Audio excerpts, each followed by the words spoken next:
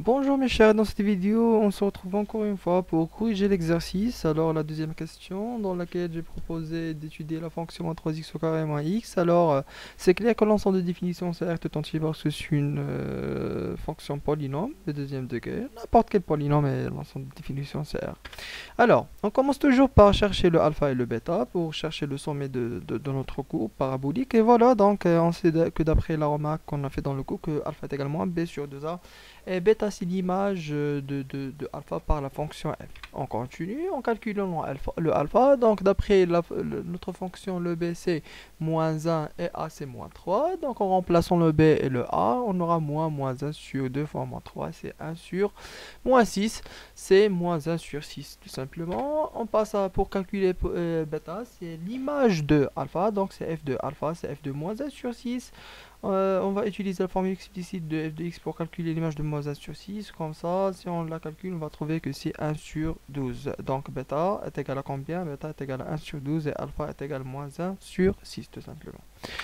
On continue, donc la courbe de f est une parabole de sommet moins 1 sur 6, 1 sur 12. Donc le sommet de notre parabole c'est moins 1 sur 6, c'est le point oméga de coordonnées moins 1 sur 6, 1 sur 12. Alors on continue, l'axe de symétrie de notre droite c'est x est égal à moins 1 sur 6. Encore une fois, a est égal à moins 3, donc puisque a est strictement négative, le tableau de variation sera croissant puis décroissant dans le point moins 1 sur 6 d'image 1 sur 12. Finalement, un petit tableau dans lequel on représente le sommet puis quelques points à droite du sommet que j'ai choisi 0, 1, 2 a pour image respectivement 0, 4, 8,25.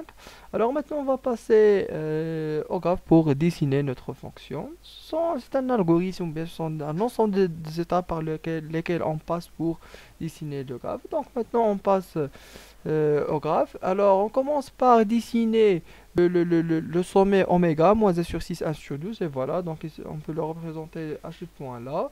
Alors puis, les points qu'on a calculé leur image, le point de coordonnées 0, 0, le point de coordonnées 1, moins 4 et 3 sur 2 moins 8,25.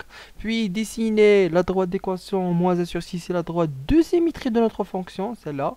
Puis on relie les points qu'on vient de dessiner et à main levée sûrement, et on continue de dessiner notre fonction à main levée jusqu'à plus l'infini, et finalement faire le symétrique de cette partie de l'autre côté. Comme ça on a terminé le dessin de notre fonction, et c'est ça, c'est juste il faut juste suivre les étapes une par une et bien calculer les trucs, comme ça vous aurez votre graphe sans problème.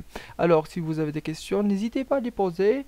Et à la prochaine. Merci pour votre attention. À la prochaine vidéo.